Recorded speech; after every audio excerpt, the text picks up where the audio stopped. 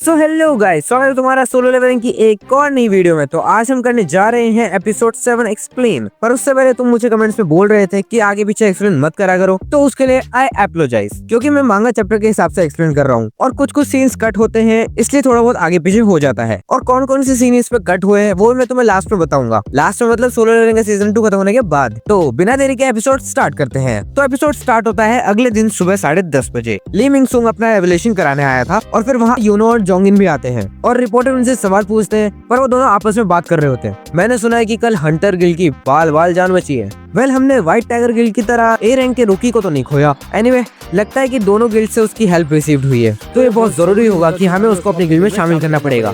हमारी गिल्ड ने ज्यादा चीजें झेली है, तो हमें वो चाहिए। क्यों? क्या तुम एक एस रैंक हंटर को लेकर वॉर स्टार्ट करना चाहते हो? और फिर वहाँ लिम टिंग ग्यू आता है और दोनों को रोकता है। ये फिन गिल्ड का लीडर है और पूछता है कि तुम यहाँ मिंग संग के रिक्रूटिंग के लिए आए हो? क्या बकवास है, हमें घंटा फर्क नहीं पड़ता ली मिंग सुंग और जो भी उसका नाम है। और फिर जिन्हू भी वहाँ आ जाता है और गार्ड उसे गेट पे ही रोक देते हैं और बोलते हैं कि रुको, तुम अंदर नहीं घुस सकते, तुम्हें एसोसिएशन से कुछ काम है क्या? और फिर गोगुन ही वहाँ पे आते हैं और बोलते हैं कि ये हमारे गेस्ट हैं, इन्हें आने दो। और वो ली मिंग सुंग को कहते हैं कि मुझे पता है कि आपको पता होगा कि ये कॉन्फ्रेंस किसने रुकाई है, तो आओ संग जिनवू अंदर चलते हैं। और मीडिया बोल रही थी कि ये बंदा कौन है जिसके लिए खुद चेयरमैन बाहर आए हैं। और ली मिंग अपने सिक्योरिटी गार्ड से बोलता है कि ये बंदा कौन है, इसकी कुंडली निकालो। और ली अंदर जा ही रहा होता है, तभी उसे बाहर रोक दिया जाता है और बोलते हैं कि एक हंटर एवोल्यूशन के लिए गया है, तब तक कोई भी बिल्डिंग के अंदर नहीं जा सकता, आधे घंटे बाद आना। और अंदर गोगुन ही जिन्वू से कहते हैं कि तुम 2 साल में पहले एस रैंक हंटर हो और जब से जोंगिन ने तुम्हारी पावर ऑब्जर्व करी है तब से वो थोड़ा सा घबराया हुआ है। और फिर वो एक रूम में जाते हैं जहाँ उन्हें एक बंदा मिलता है और वो उसे कहता है कि एवोल्यूशन और आपको क्लास देने से पहले क्या आप मुझे बता सकते हैं कि आपके पास कौन कौन सी पावर्स है? फिर जिन्वू अपना एक सोल्जर बुलाता है और गुनही कहते हैं कि जिन्वू, तुम ये कहना चाहते हो कि तुम सिर्फ इतना ही कर सकते हो? तो जिन्वू कहता है कि अब बहुत लोगों ने मेरी एबिलिटीज देख ली है, अब छुपाने से कोई फायदा नहीं होगा। और फिर वो सबको बुलाता है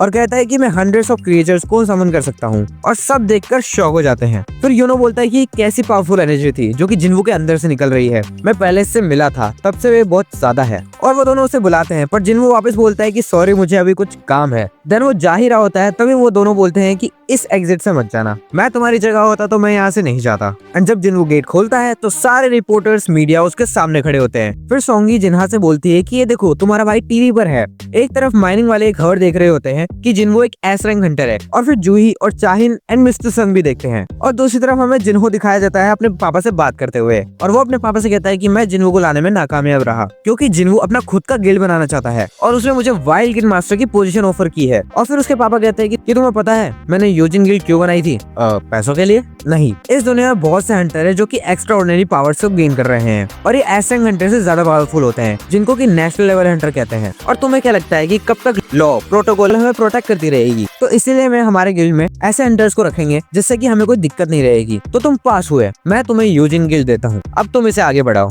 थैंक्स पापा, पर मैं ये नहीं कर सकता, मैं जिन्वू की गिल्ड ज्वाइन करने जा रहा हूँ। सांप को पाल रहा था। और दूसरी तरफ योनो जिन्वू को पकड़ के बोलता है कि चलो यहाँ से चलते हैं, पर तभी जिन्वू जुप करके बाहर चला जाता है और योनो शॉक हो जाता है, इतनी स्पीड, मेरी आंखें उनको फॉलो ही नहीं कर पाई और ये पहले से कहीं ज्यादा स्ट्रॉन्ग हो गया है। शायद ये वो हंटर है जो कि हमेशा स्ट्रॉन्ग होता रहेगा। और फिर जिन्वू अर्विस जौहरी के पास दिखाने ले जाता है। देन वो उससे पूछता है कि मुझे फायर रेजिस्टेंस के लिए एक आर्टिफैक्ट चाहिए, ऑनलाइन तो मिल नहीं रहा था, इसलिए मैं यहाँ आया हूँ। और वो बताता है कि यूजुअली एलिमेंटल रेजिस्टेंस वाले आइटम्स महंगे होते हैं, तो इन्हें हम ऑनलाइन नहीं देते, पर कुछ ऐसे भी है जो आप ले सकते हो। तो बंदा बोलता है कि ये ग्लासेस स्पेशल रीइंफोर्स से कवर्ड हुए हैं, इसे ए रैंक के हंटर्स भी नहीं तोड़ सकते, चाहो तो ट्राई करके देख सकते हो। अगर आपने ये ग्लास तोड़ दिया तो इसके अंदर का आर्टिफैक्ट आपका। और जिन्वू अपनी पावर दिखा ही रहा होता है, पर तभी वो उसे रोकता है और बोलता है कि रुको रुको रुको, मैं मजाक कर रहा था, अगर तुम इसे तोड़ोगे तो वर्टन हंटर्स यहाँ आ जाएंगे, हमारा ओकेशन हाउस हंटर गिल्ड के सिक्योरिटी से कनेक्टेड है। फिर जिन्वू से पूछता है कि क्या आपके पास डैगर मिलेंगे? और वो जोरी देखता है कि ग्लास में क्रैक आ गया है। फिर जिन्वू डैगर देखता है जो कि बहुत महंगे भी होते हैं और ज्यादा पावरफुल भी नहीं होते, और फिर वो अपना डैगर उसे दिखाता है। तो वो कहता है कि इसकी प्राइस कम से कम 100 मिलियन वॉन तो होगी। फिर जिन्वू सोचता है कि इसकी इतनी ज्यादा रेट है तो मैं अपने इन्वेंटरी में से कुछ डैगर इनको बेच सकता हूँ, फिर इससे मुझे एयरवेज बेचना नहीं पड़ेगा। और वहीं दूसरी तरफ यूनो सोच रहा होता है कि ये पॉसिबल है, एक हंटर जो कि कंटिन्यूअसली ग्रो कर रहा है। और जिन्वू के घर के पास सारी मीडिया खड़ी रहती है। फिर जिन्हा बोलती है कि वाओ भैया, अभी तक रिपोर्टर बाहर ही खड़े हैं। और फिर गेट की घंटी बजती है, बाहर खड़ा है जिन्हो, जिसको कि उसके पापा ने घर से बाहर निकाल दिया। सांप को पाल रहा था। जिन्हो पूछता है कि तुम तो पहले से अपने बाप से दूर रहते थे ना। और वहाँ जिन्हो की मम्मी उसे पूछती है कि ऐसा करना जरूरी था क्या। फिर से वह बोलते हैं कि उसे आजादी चाहिए थी ना, तो उसे अपने पैरों पे खड़े होने देते हैं, ना कि वो जिन्हो को फॉलो करे। पर फिर उनकी तबीयत थोड़ी सी बिगड़ने लगती है और रात में जिन्हो जिन्हा के रूम में जाता है और एक सोल्जर को जिन्हा के प्रोटेक्शन के लिए लगा देता है और उसी के साथ वो अपने पूरे नेबरहुड में सोल्जर्स को पेट्रोलिंग के लिए लगा देता है। फिर अगले दिन वो जिन्हो के साथ कार में होता है पर थोड़ी देर में वो डेमन कासल के लिए निकल जाता है। देन वो अपने साथ एक क्लॉक और एक रिंग लेकर आया था जो कि फायर प्रोटेक्शन के लिए है। फिर उसे एक क्विस्ट आता है जिसको कि वो कंप्लीट करेगा तो उसको हाईएस्ट क्वालिटी रनस्टोन मिलेंगे जो कि है शैडो एक्सचेंज, सेफ शैडो और डोमेन ऑफ मोनार्क। फिर वो सीधा 76 फ्लोर पे आता है जहाँ टस्क की जबरदस्त पावर दिखती है जो कि वो एयरबेस यूज करके कर रहा होता है। तो एक तरीके से उसकी 200% पावर बढ़ गई है। फिर सीन चेंज होता है जहाँ जिन्हो के पापा 2 दिन तक बेहोश थे और फिर वो डॉक्टर से पूछते हैं कि मुझे क्या हुआ है और डॉक्टर बोलते हैं कि आपके आसपास कोई हंटर है जिसकी की अवेकनिंग हुई है क्योंकि आपको इटर्नल स्लंबर हुआ है, एक ऐसी नींद जिससे कि कोई भी नहीं उठ सकता और ना ही कोई उठा सकता है और उस कंज्यूमर को सपोर्ट मशीन में रखना पड़ेगा। और वैसे मैं बता दूं कि यही बीमारी जिन्हो की मम्मी को है। तो वो पूछते हैं कि इससे हंटर का क्या काम।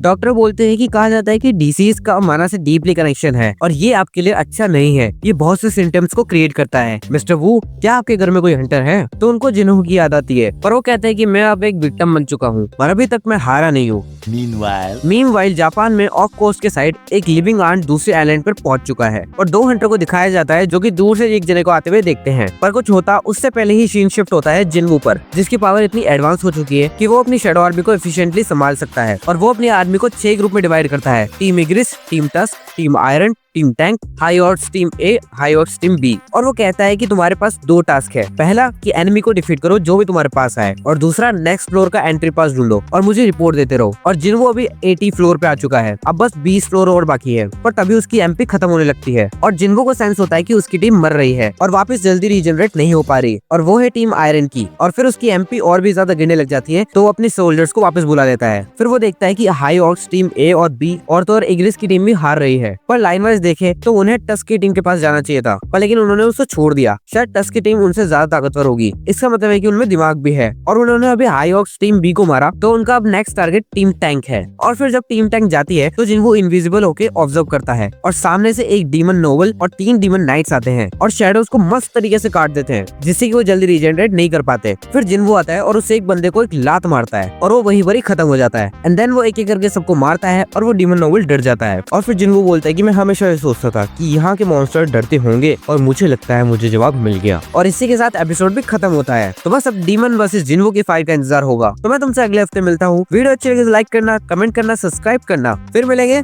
सायोनारा।